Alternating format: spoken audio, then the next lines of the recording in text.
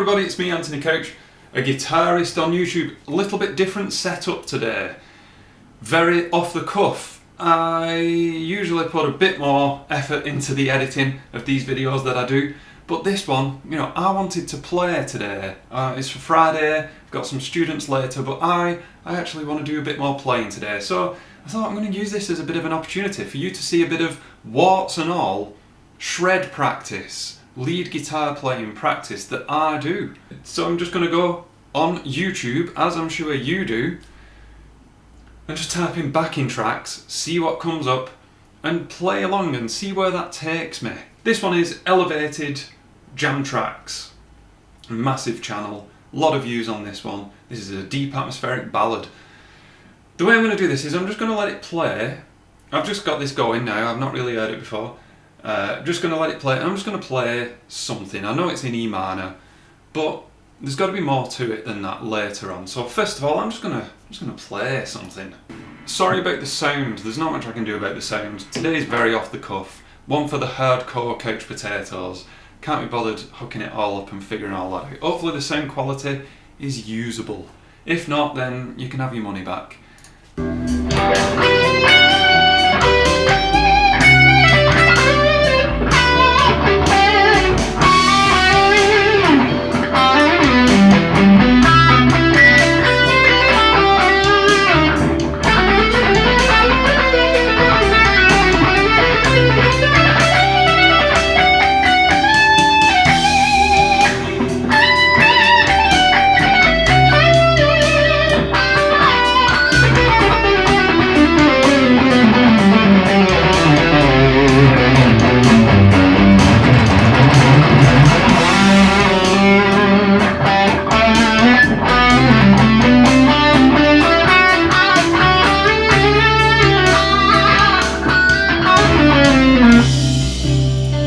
The thing I really like about this is it's telling me the chord changes. I mean, it's got the chords written out there.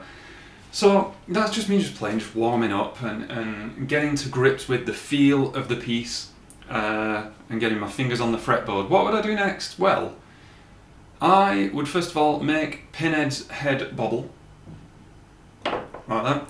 Then I would think about the chords. Something really interesting happened there. You know, you've got to have an aim when you go into these. There was a C sharp minor 7 flat 5, which I was not expecting. In fact, I don't even think it's written in there. C suspended.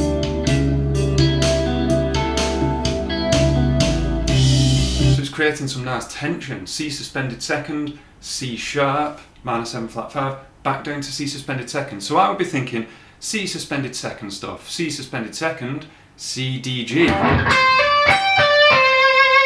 But because I know the key of this piece is in E minor, I know that C major would also work, and I might stick with C major. I'm a lot more comfortable with that. I'm not bothered about that chord. But I'm going to see what I can think up over that C sharp minor 7 flat 5 chord. What have we got? Well, there's a C major arpeggio, C, E, G, and I'm going to,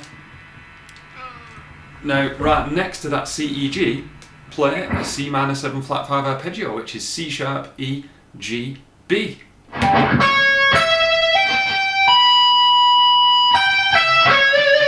What about that? That's a bit of a gift, isn't it? That the lick is gonna, or the backing track is playing those chords that are nice and side by side, so I can play stuff like.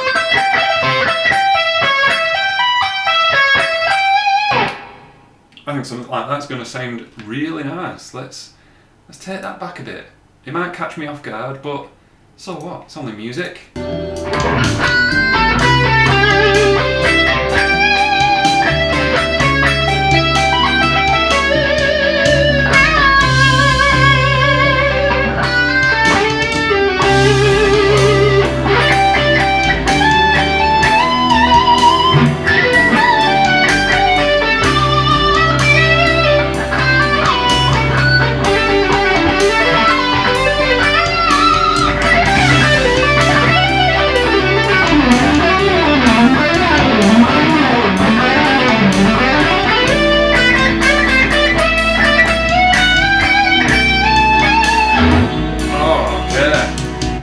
Happened across another cool chord here, B7. B7 technically isn't in this key, unless you're thinking along the lines of harmonic minor, but none of that matters. All that in-depth music theory doesn't really matter as much, as long as you think of arpeggios. B7.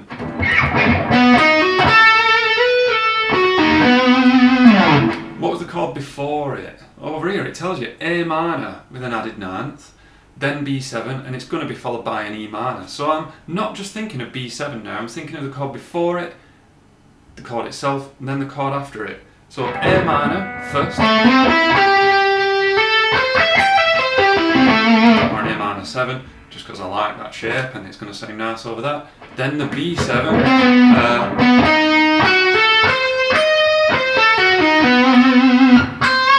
even got a flat 9 in there, sharp, flat 9. I'm going to simplify that actually. What about something like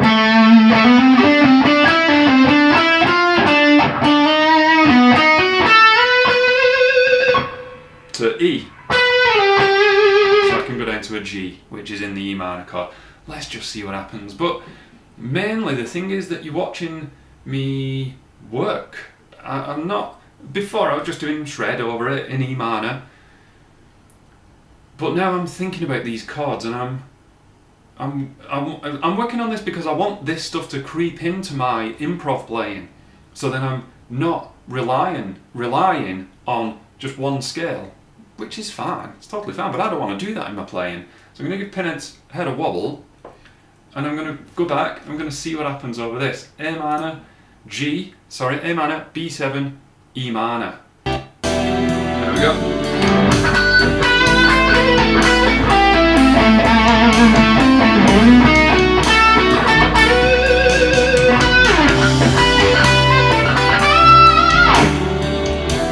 There you go. Let's have a look at another one. Okay, I found another one here. It's not my style of music, but then that's even better. It is rock, blues rock in A minor. So I'm going to play some A minor stuff. It's saying here A Dorian, and that makes sense because there is a G chord in there. No, sorry, a D chord in there. D, F sharp, A, which accounts for the F sharp, being Dorian, blah blah blah. So first of all, I'm just going to get a feel for the backing track.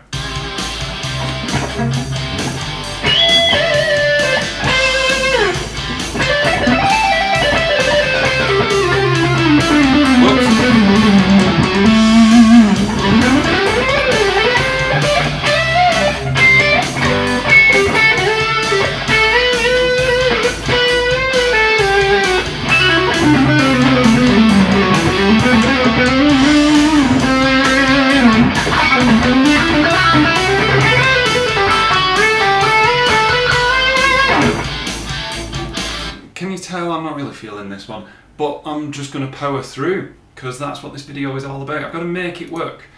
You're going to hear me sounding not very good because it's that that's going to make me improve. If I struggle, then I'm improving, surely. C and D. Just some simple arpeggio stuff. I'm just going to do some simple arpeggio stuff, but I've got this aim, haven't I? That's the main thing that I'm thinking of, and I'd like you to get out of today, that when you do your backing track jamming, have an aim, no matter how simple. I've got to be careful because it goes to G for the second one. C, then G.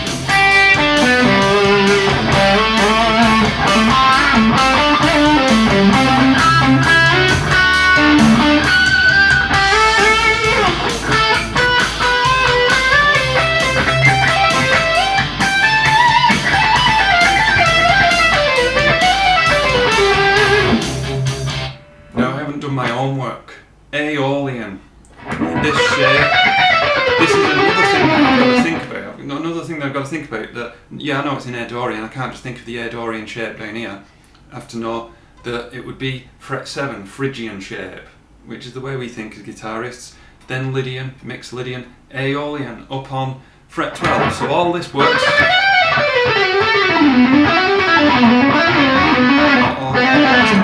Okay, now I'm getting to grips with it a bit more. I'm going to really try now. You're watching me really try.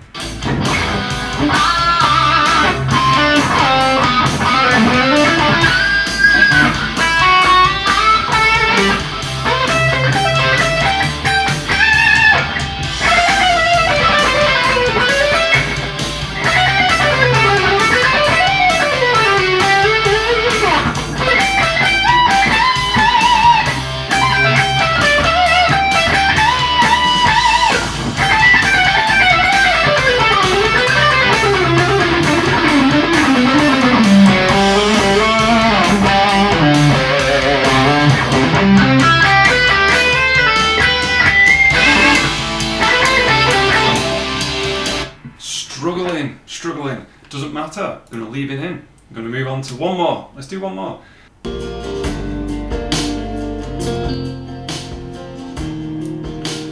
Okay, I found another, again, elevated jam tracks. I'm going to stick with this channel's stuff because it's good, I like it. Just going to play stuff in G minor before, just to get a feel for it, before I then start going a bit more in depth.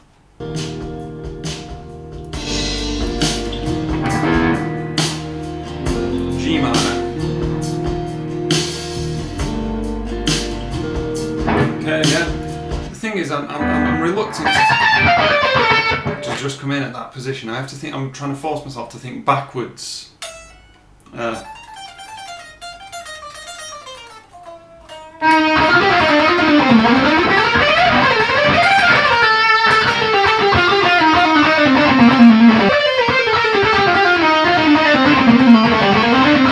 Okay, I'm with it.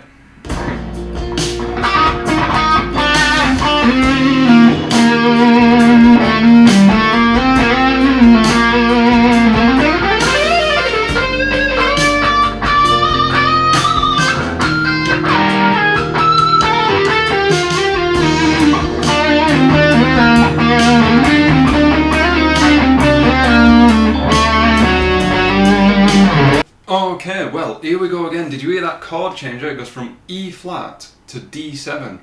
D7 being chord 5 in the key of G minor, but yet again, it shouldn't work because it's got an F sharp in it, and the key of G minor doesn't have an F sharp in it. So it's using that harmonic minor scale. Not that bothered, we just think arpeggios. And the arpeggio here would be D, F sharp A. What chord comes before the D7 and after it? Let's have a look. E flat, then the D7, followed by G minor. So I'm going to think of that kind of stuff to try and work this into my playing. So what would that be? That would be something like E flat major stuff.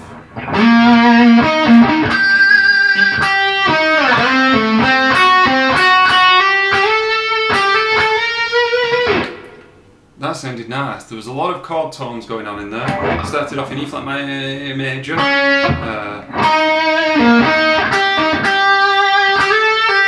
Then I used this shit.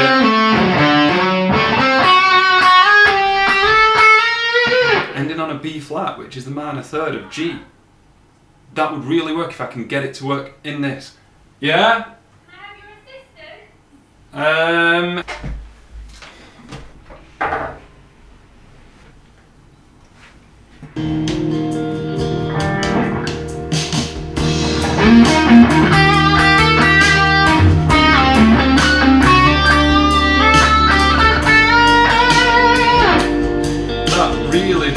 That really works.